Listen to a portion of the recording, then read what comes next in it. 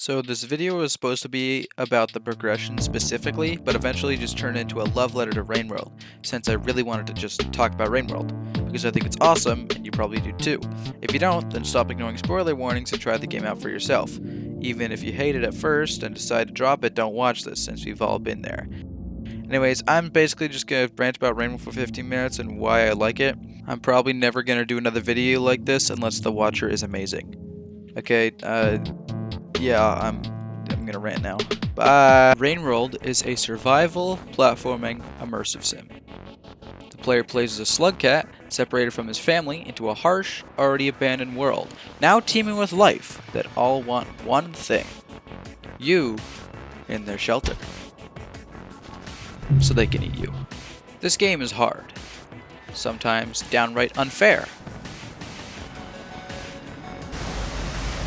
Most importantly, tells you next to nothing about the story, mechanics, and creatures. This is the main selling point of the game, learning to survive and explore the world around you. The tutorial tells you, hey, here's how to eat, long jump, and shelter. Now piss off. But that's fine. How much can the game possibly be hide?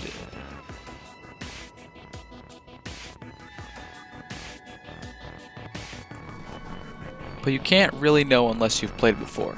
Unfortunately, I can't do that in a video format, so the next best thing is to show the new player experience and explain what is happening in the slug's itty-bitty brain during the playthrough.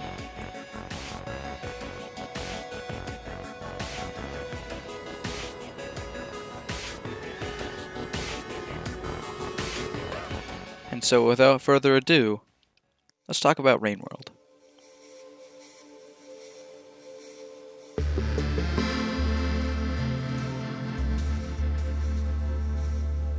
Outskirts, the very first region, presents you with an enemy that can't climb poles, an enemy that disguises as a pole, and various food sources.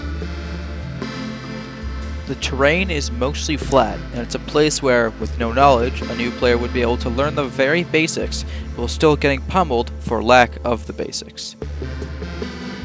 For example, green lizards, as I said 20 seconds ago or so, can't climb poles, which are everywhere.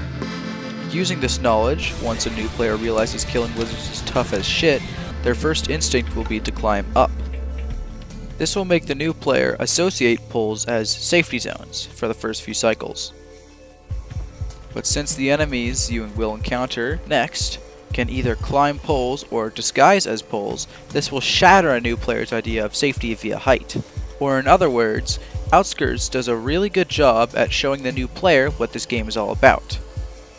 You are prey, you need food to survive, you currently can only stun creatures, and that the rain is the most powerful laxative known to slug kind.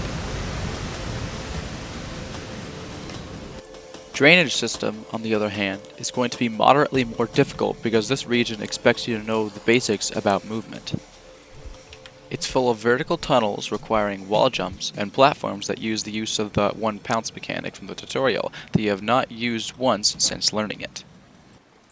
This region also has one more thing that is truly petrifying.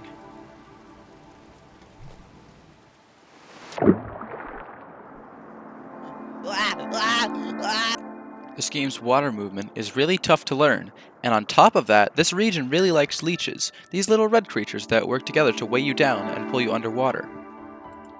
What this means is a new player is required to learn water movement essentially on a timer because of all these leeches chasing them. Garbage waste is where the game tests you on various skills you have learned, while also throwing in new plants, creatures, terrain, and mechanics. Examples include vultures, the apex predator of Rainworld's Survivor campaign, popcorn plants which can fully replenish your food with one plant, and most importantly for me at least, the scavengers. Iggy, the little yellow dude, tells you scavs like pearls, but nothing else. He doesn't tell you you can trade with them, pass through tolls with them, or use them to pacify aggressive scabs. He simply tells you these pearls are valued by the scavengers.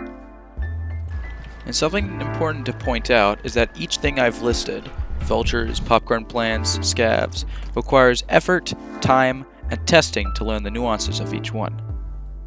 Unless the new player is paying close attention, they probably won't notice a majority or any of these. But they are pretty much guaranteed to see one. The brother Longlegs, this spider-looking ball here, is completely blind and instead relies on vibrations and sound to find its prey. However, unlike the other aforementioned mechanics, once a new player has even a little bit of experience with BLL, their weakness will become painfully obvious. If this guy has weaknesses, what's to say the others don't?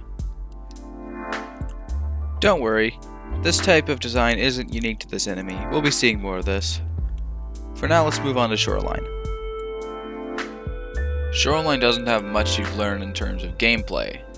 The only lesson it has is that some creatures can be helpful, which you might already know from the scavengers, which, while notable, isn't the main focus of this region.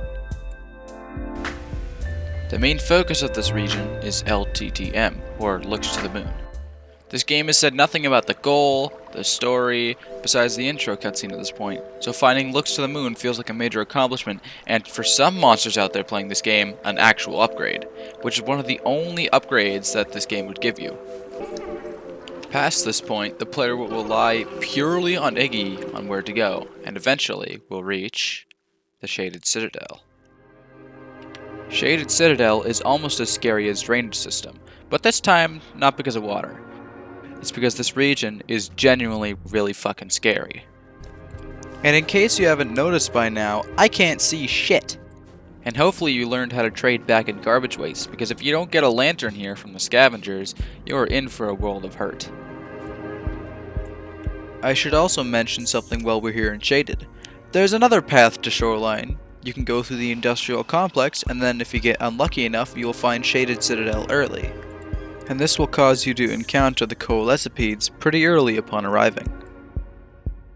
The Coalescipedes are basically the hard mode of the BLL, and check every box that BLL does. Easy to see weakness? Check. Lots of hidden depth? Check. The only thing missing is how easy it is to exploit that weakness. Because it's easy to stop making noise, but it's hard to conjure light out of thin air, unless you know how to get it. But back on the topic of the intended path. This region marks the start of something different in both gameplay and environment. A good example is the kelp and the Miros birds. Both are gimmick creatures that force you to understand how they work before you can move forward. And I'm not saying this metaphorically, they literally block your path until you can get past them. The exterior, while being the best build up to anything in any video game, is a test of patience and platforming in the form of DLL. Remember those blind guys in garbage wastes? Well, guess what? They're back, and are now one of the most stressful creatures in Rainworld to deal with. However, the 5 Karma Gate at the end will make sure you get hands-on experience with this region before you leave, which gets you more familiar with the nuances of the Daddy Longlegs, which will be needed. Also, I can't not mention the comically large death pit at the start of the leg.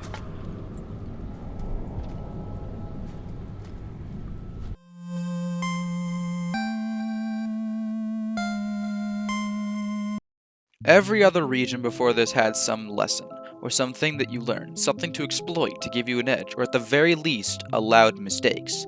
5 Pebbles, however, is different. This region requires absolute perfection. You screw up once and you're going into the rot. You make a noise, you get grabbed, and you have to do it all in one go. This region is widely said to be the hardest part of the base game, and I can't disagree with that. My best guess as to why is because it's so different.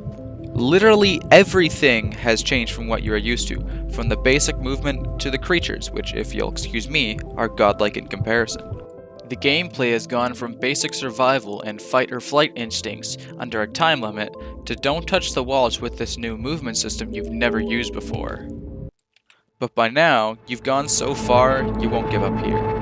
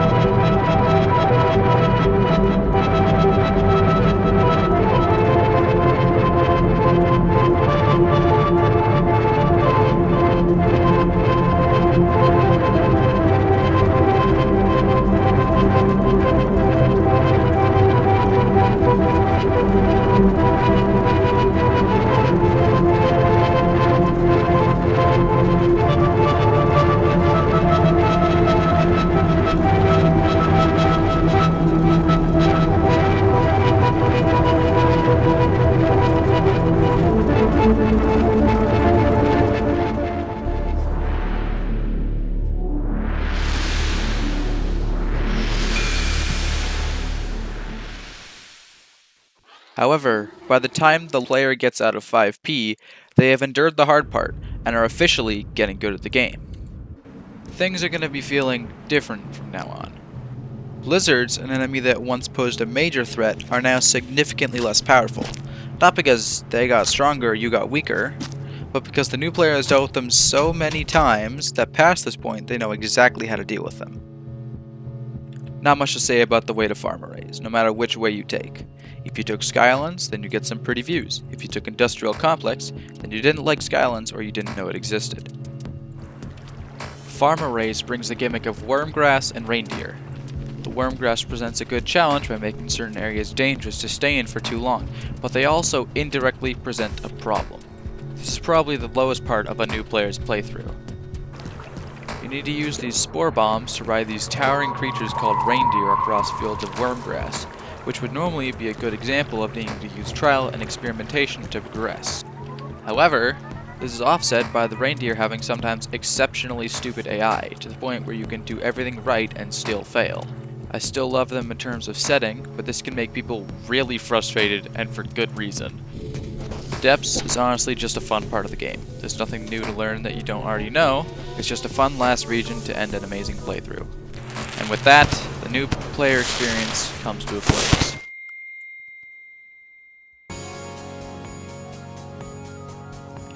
So we got a lot to talk about, but I want to start simple with the progression of Rainworld, how it truly works, and why it's amazing. Most games will have levels or a skill tree, item upgrades, or just plain getting better at the game for their progression systems. There are exceptions to this, such as straight up story games like One Shot or my beloved Outer Wilds, since progression isn't a focus, but Rainworld, if you couldn't tell yet, is very gameplay driven, so it can't get away with just having no progression tree. But they don't use anything traditional like stat or material upgrades, as it wouldn't fit with the setting of the game. They instead use knowledge-based progression, which is basically where knowing more about the ecosystem and just plain skill are all you get. This is sometimes shown in other games, but the difference is that Rainworld is a PvE open world game, unlike something like Celeste, where your movement abilities are the same until you get the double dash, which you would expect would give you the same kind of progression. That is for endgame content only, because in Celeste there's an intended and clear way to do everything. The extra knowledge and skill you gain is only really useful for speedrunning. Rainworld, on the other hand, is an immersive sim, meaning there is no right way to do something. Along with that, Rainworld is much more difficult, no offense, and each creature has lots of hidden depth that takes time to figure out. And because there is no right way to do something, you end up experimenting with different methods, seeing which works best. Your gameplay loop involves gathering food, avoiding or fighting predators, and sleeping.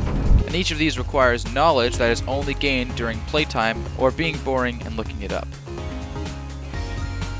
Gathering food requires knowledge on how to get that food, where you can find it, and knowing how easy or hard it is to get it.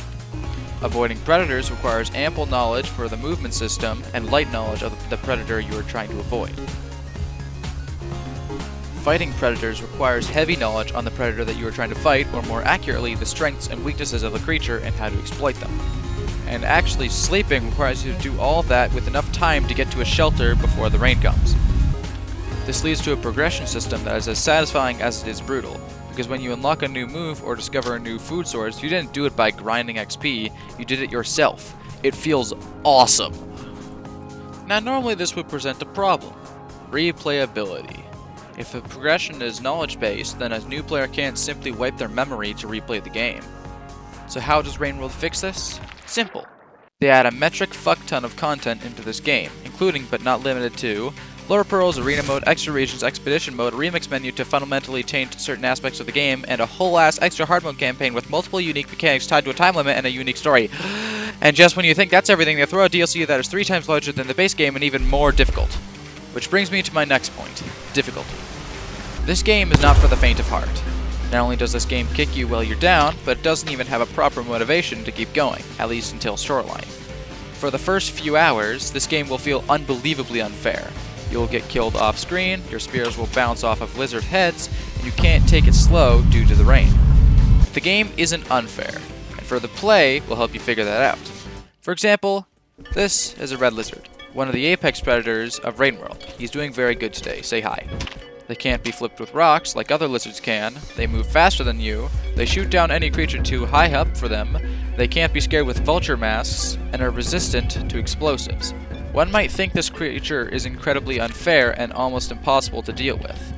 However, a creature as tough as this still has weaknesses. You can still pipe fake them, you can feed them in a pinch. They are always fighting something and therefore distracted. An explosive spear can still kill them in one hit if you hit right. They can still fuck up, and it's also still vulnerable to throat shots. They even have increased stun time when you hit in the throat. As well as this, red lizards aren't an enemy that you're meant to fight, and definitely not kill unless you are very skilled at the game or just really desperate for food. And even being an enemy meant to be avoided, the red lizard still has weaknesses that makes combat possible. And this design philosophy extends to almost every enemy in the game. There are some true apex predators with only a couple weaknesses, but besides that, everything shares this. Once you know one thing about a creature, it can lead to more weaknesses that creature has, but you can only explore one flaw at a time, leading to creatures with hidden progression trees.